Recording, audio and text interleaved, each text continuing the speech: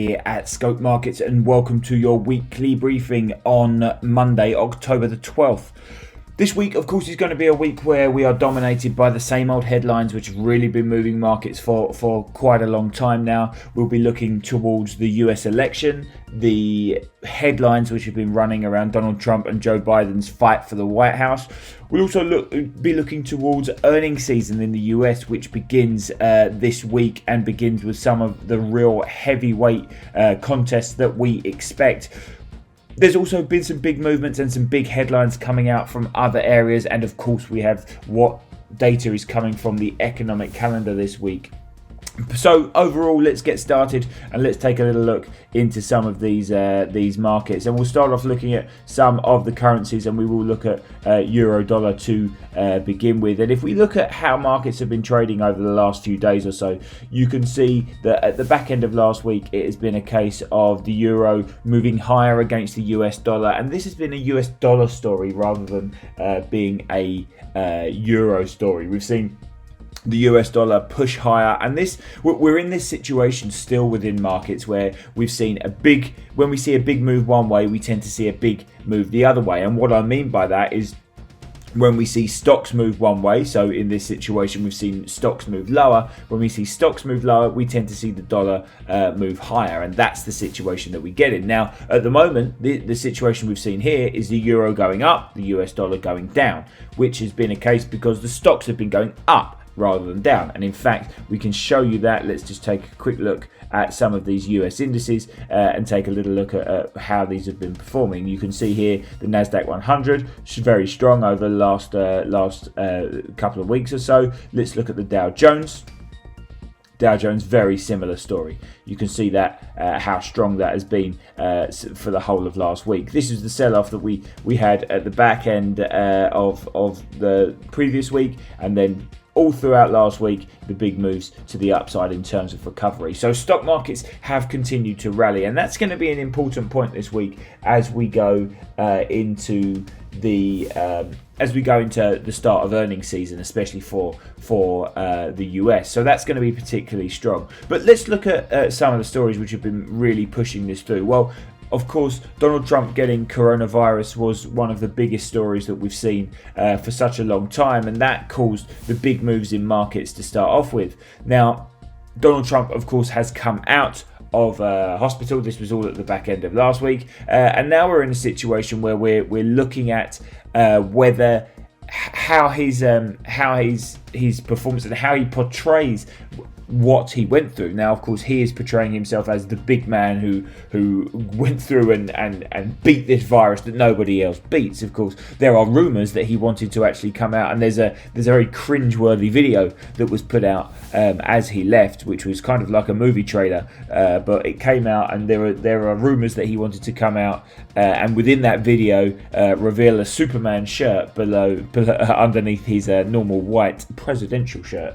However, the situation is that that's the way he's portraying himself at the moment with this, and he's portraying himself as the big, the strong man who beat this, while of course he's always pushed Joe Biden as the weaker, older man who won't last a presidency, basically. So there's a big issue with what's going on in terms of how he pushes himself forward. But what's going to be interesting is that he's still behind in the polls. Most polls put Joe Biden well up on President Trump, and it's still within the bookmakers are still making it the case that Joe Biden is very much the strong favourite at the moment. However, situation being, of course, we have no idea how this is going to go, and if polls have taught us anything in the past with the last presidential election and of course the Brexit vote, we don't know what is going to come from either of those things. But what we do know is that the markets are starting to be affected by it.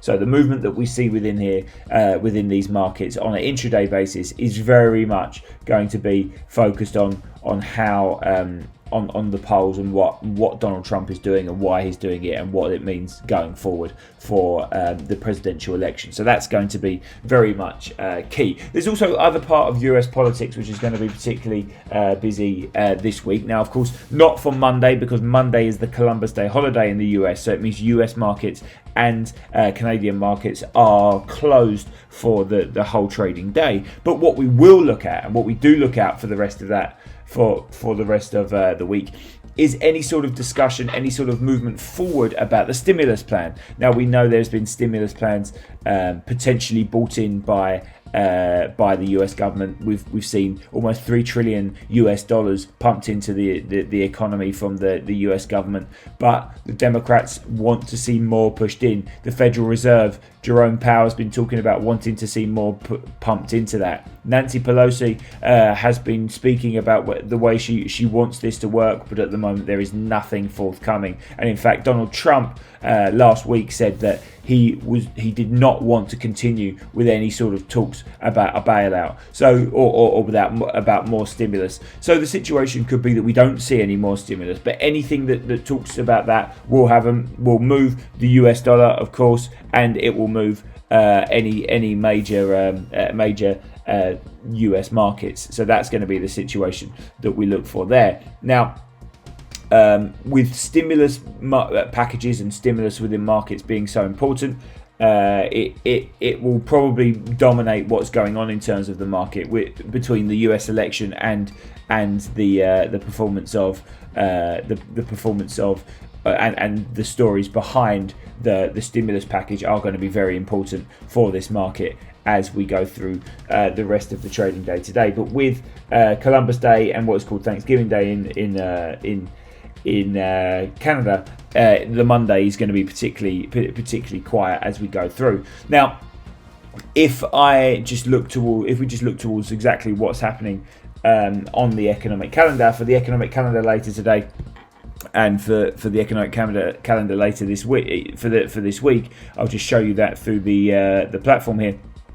What we expect to see is a fairly subdued week, if I'm totally honest, in terms of what is going to be released. On Tuesday, we have unemployment data out of the UK, as well as German data coming from the whole of the Eurozone, but Germany as well, in terms of the ZEW economic survey. Now, the economic survey from the ZEW is always very, very closely watched, and it's a big number throughout the week. What we'll also get on Tuesday afternoon is stance on inflation. We know that the stance that they use is to be is average inflation targeting, and average inflation targeting basically means to keep rates low and stimulus in the economy until the inflation rate hits its target, which is around 2%, rather than doing so beforehand and letting it run up.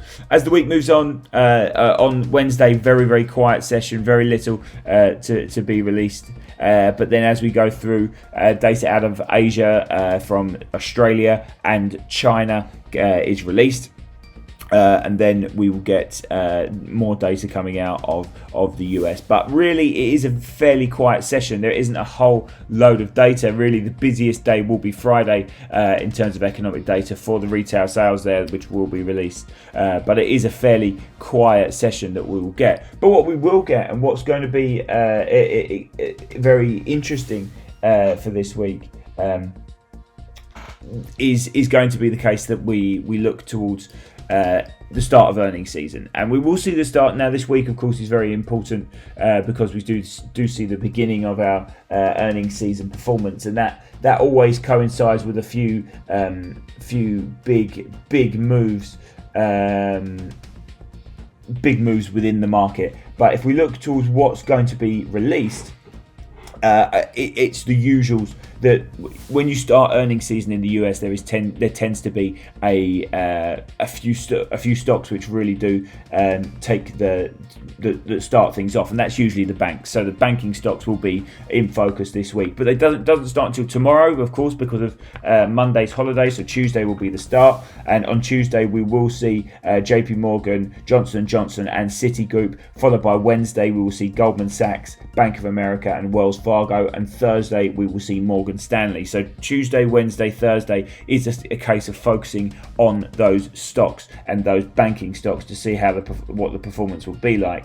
Now the week after we will get things like Netflix and Amazon, but some of these do move. Of course, companies have the ability to move these things around. So in terms of overall market performance, it's going to be a busy week. It's going to be a busy day in terms of how markets move and what sort of movement we see. But if we just show some of these markets, you can see that it's going to be a case of last week was very strong for US markets and stock and equity markets as a whole, which means it was negative for the US dollar. And that's the kind of theme that we have at the moment. While there's only a couple of stories, like of course COVID-19, and for the UK, there's going to be more lockdowns announced on Monday.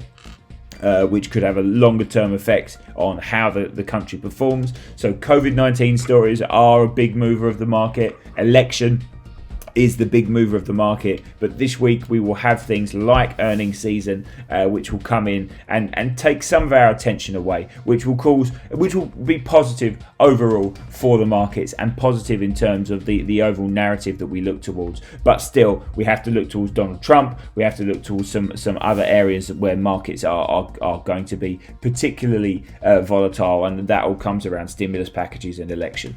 But in terms of the week ahead, we look towards some of these big performance. Now, I'm just going to show you two more things just before we finish up here. One of those is oil markets. Now, if we look at the oil market, you can see the downside that we've seen here. Now, I'm just going to take this out from a 15-minute chart and actually put this into a daily chart just so you can see the kind of performance that we've had. Now, what we have had over the longer term is this movement between the big moves at the top here, sell-offs to the downside, and then this sideways movement. Now, this sideways movement is fine for oil markets. OPEC will be happy to keep that in that area. Anything around that $40 mark and higher is fine for these markets. Now, we do drop below that, and we have seen drops down to these kind of support levels at $34.30 and $34 on the downside, $36. They will be important, but still, while we continue above those levels and stay above 40, the market will be particularly happy with that. But as we know, lockdowns and anything which sees an escalation in terms of COVID-19 stories, which we're likely to see in the UK, is going to have a detrimental effect, not just on the oil market, but on markets as a whole. Apart from that, guys, my name's James Hughes, Chief Market Analyst here at Scope Markets, and I wish you a very happy trading week.